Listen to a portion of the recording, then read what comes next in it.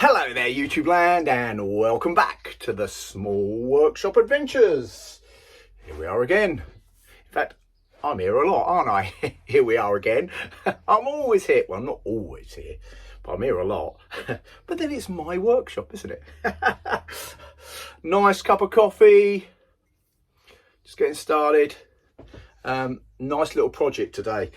Just before we get started, a bit of housekeeping. If you're new to the channel, please click the like button, like the video, and the subscribe. Please subscribe to the channel. Click that. It floats around out here, but actually you click up somewhere up here. So that's all really confusing, isn't it? But anyway, you know, if you watch the channels and you watch YouTube, you know how to subscribe. So please do that. It's really appreciated. What are we doing today? Well, I have a nice little project that I've been asked to do. I'm making out of kiln dried oak, which I've got it all here.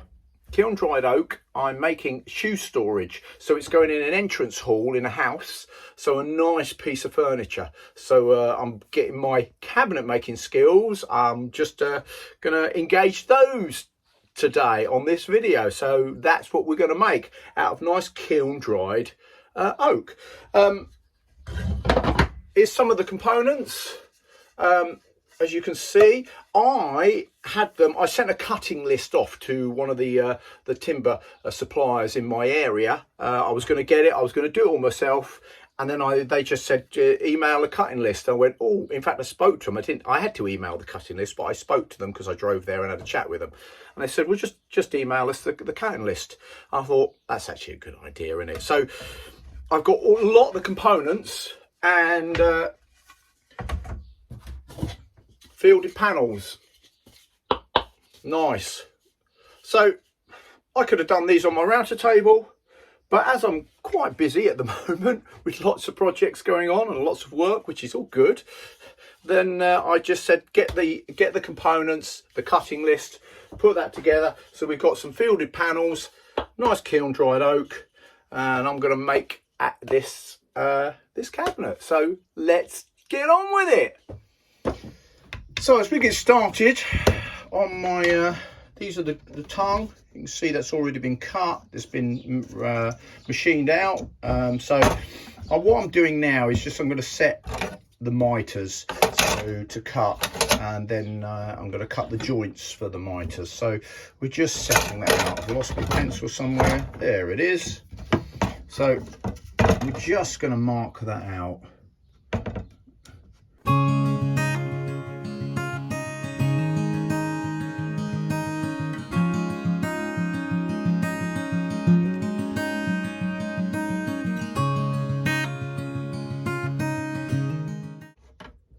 So we're just marking 10, we've got the mitre there, so we're just marking 10 mil for the tenon and the tenon. So if I just do there, that's 10 mil, and let's just mitre that across.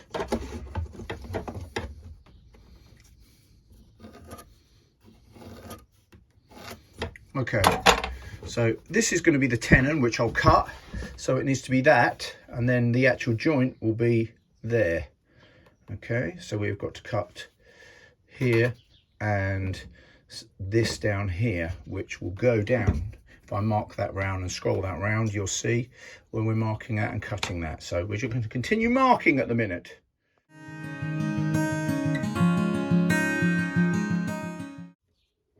So there we have marked that out. That's the tenon.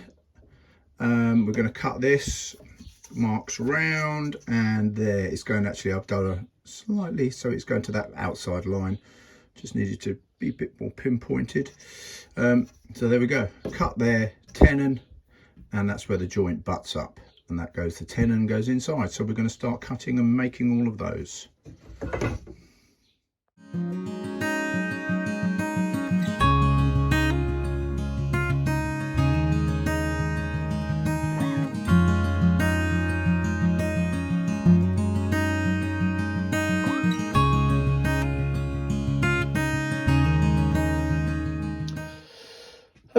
Right, as we started to cut there, I've got some of my components there. So when you're cutting and mitering against fielded panels, then the internal measurement, the measurement you're cutting everything to, is this point here. You can see that, where the actual fielded panel comes down to there to there. Now that's the distance for these, the longer ones along the bottom, because they are going to be the mortises. So that's fine for those. When you're measuring for the side, you're going obviously to point, but add the 10mm, because obviously you've got to cut for the tenon. So you want to add that distance, which is where the internal bit is, and then add another 10mm per, or whatever your distance is. For my case, it's 10mm, but whatever your distance for your tenon, so that when you cut that back, that will be mitered in perfectly at that point, and the tenon will be inside, because you've got to cut more, because you've got to cut enough for your tenon. Okay, we're going to mark out through the process. So just making the tenons. So we'll mark it out. What we do. So they all need to be the same. So there's a little bit more precision. Just about taking your time.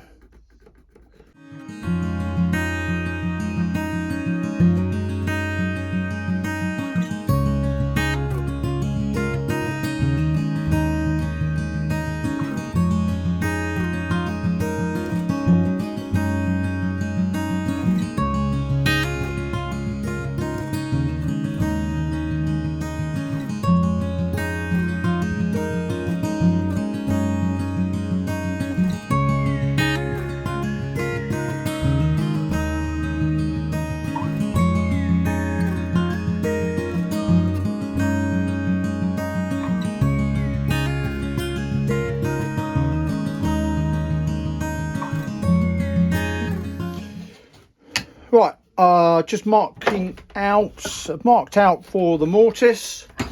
So we'll just get that out.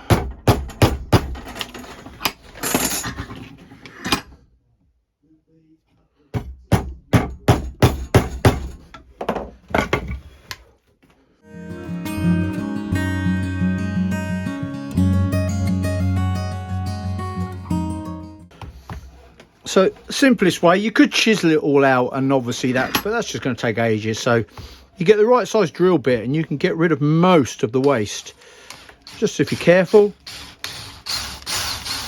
Makes so much more sense, and it's a lot faster for doing hand mortising.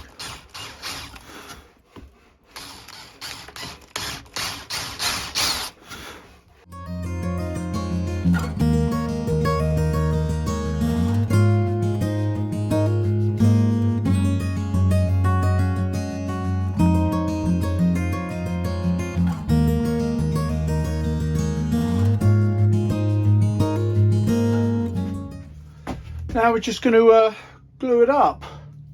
Got the fielded panel, which has all been done.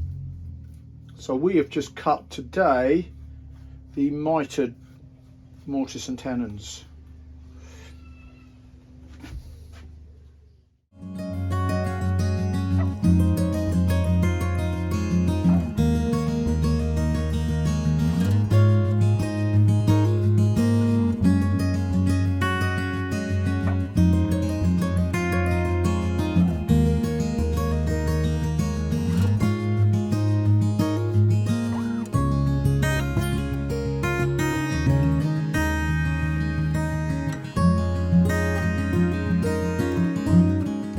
There we go, we've got the first two panels, fielded panels in cramp.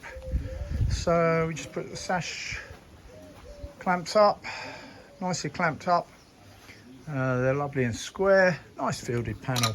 Mitred Mortice and Tenon fielded panel.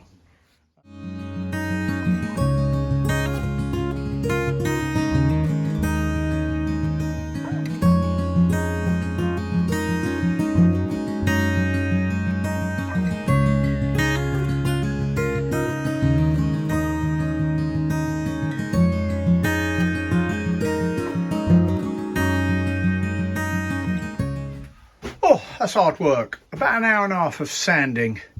Now I've got all the touching up to do, but we've got some very nice fielded panels there. 4 of them, 2 sides and the front and back. Let's get me cut board off. That's the top and bottom, that's the lid and the bottom. So sitting there, still to touch that, but it's coming on nicely. Okay, as you can see, I am using clamps, which is the best way to do this, because I am dry fitting it at the moment, and then I will take each individual, once it's all fitted dry, using clamps to get it right in the right place. So just taking my time. Once it's all in the right place, then I can take each individual component apart and put some glue in, and by having it all essentially together still, it will support as I do that. So that's just the easiest way to do that, using some quick clamps and yeah, and putting this together like that in a dry run at the moment, a dry fit.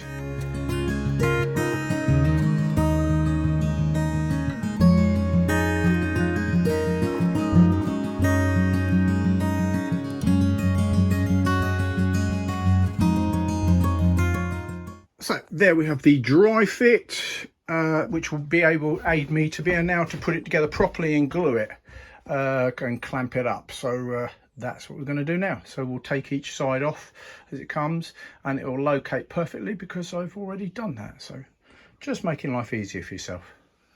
So right, I've just cleaned all the glue off. Important that when you're gluing stuff up, you get all the excess glue off, otherwise you make your life really difficult.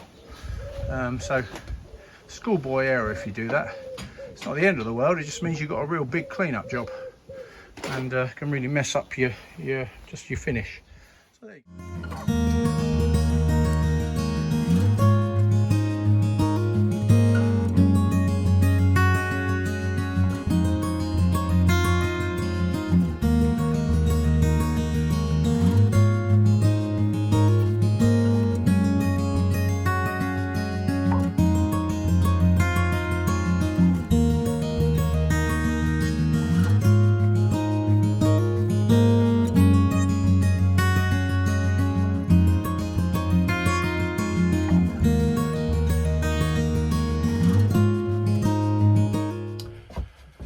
I'm on the finishing, finishing it, obviously a lot of sanding, because that's where you get your finish.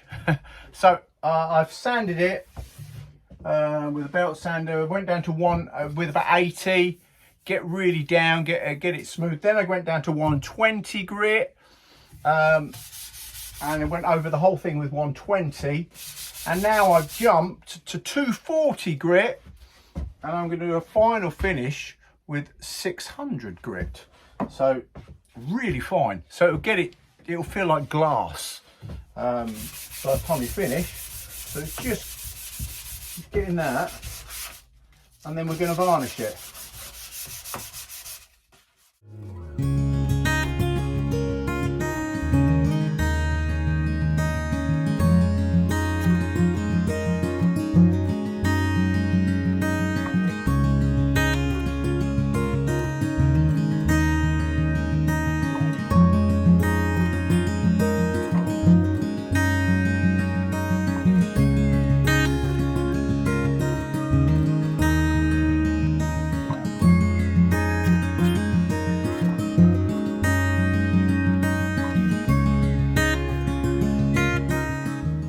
Nicely finished, nice oak, kiln dried oak, fielded panel, Mitred Mortice and Tenons, lovely chest. So there we have it, it's finished. I finished it with a wax polish. It had a satin lacquer on first, so it's been lacquered, 2 coats of satin lacquer, nibbed, rubbed down, just to take what I used to call nibbing, and used to be called getting the overspray off, and then you put a second coat on. So it's had 2 coats, and it's had a nice coat of wax polish, which you've got here. So very, very pleased. and not sure what more there is to say. Fielded panels, Mortice and Tenon, handmade. So that was that build. So if you like the channel, please like and subscribe. Really love your comments, so please put your comments, click the like button. It means the world to me and it makes a real difference to the channel. So all there is to say, that's another build, that's another thing made in the small workshop. Here I am outside the small workshop. The small workshop is right there. So from me, Mark, at the small workshop, take care everybody. Bye.